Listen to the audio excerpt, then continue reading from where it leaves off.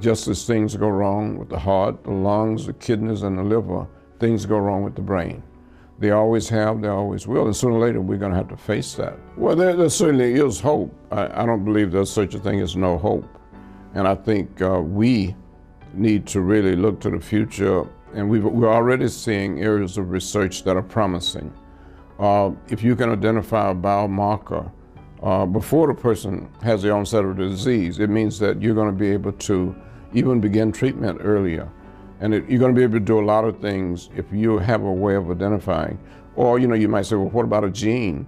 Well, that hasn't worked out too well in terms of a definitive gene. We know that in some families there may be a rare gene, and we may have a lot of early onset Alzheimer's. But I think there's promise in the future for research. There's also promise for new approaches to care. There is something different about Alzheimer's. I think, number one, it's a part of, in some people's mind, it's a part of aging. And that aging is a good thing, right? The longer people live, the more likely they're going to get Alzheimer's. So on the one hand, you have the beauty of aging and the fact that more people are living longer than they used to. At the same time, what that means is more people are going to get Alzheimer's. In order to really care for Alzheimer's patients, you need to coordinate all these different levels of care.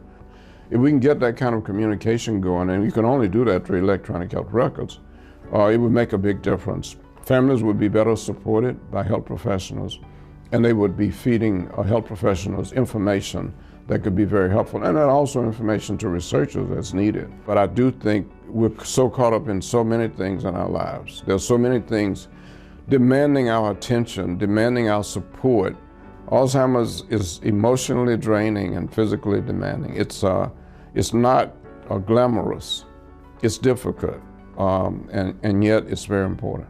And I have a personal experience because my wife has had the diagnosis of Alzheimer's about 12 years ago, and fortunately she's still alive and even still able to be home. The times when she doesn't remember who I am or the children or anybody, luckily most of the time she remembers who I am, but there are times when she doesn't, but requiring a lot of care. So we have a very good home care person. It's expensive in the first place, and so it means that most families in this country with Alzheimer's can't afford that care. That's why they have to do it themselves. That's why many of them quit their jobs in order to do it. But my own experience is, if you can afford it, you need help. You need home care people. I have a great home care person. She's over 70 herself, but still in good health, and has had a lot of experience with Alzheimer's patients. And she's done a great job. She's made my life easier, and I think she's given Nola a lot of joy that she otherwise wouldn't have. So seek help. Don't try to do it all yourself, because the more you do yourself, the more you're going to cheat the one you're trying to help, and take care of yourself. We have a lot of caregivers of Alzheimer's patients who die before the Alzheimer's patients. That's very common, because the Alzheimer's puts a lot of strain emotionally and physically on the caregivers. So I really would advise caregivers to get as much help as you can and take care of yourself so you can be at your best. I think the easiest thing to say is that probably the most important thing to hold on to are the memories, as many as you can.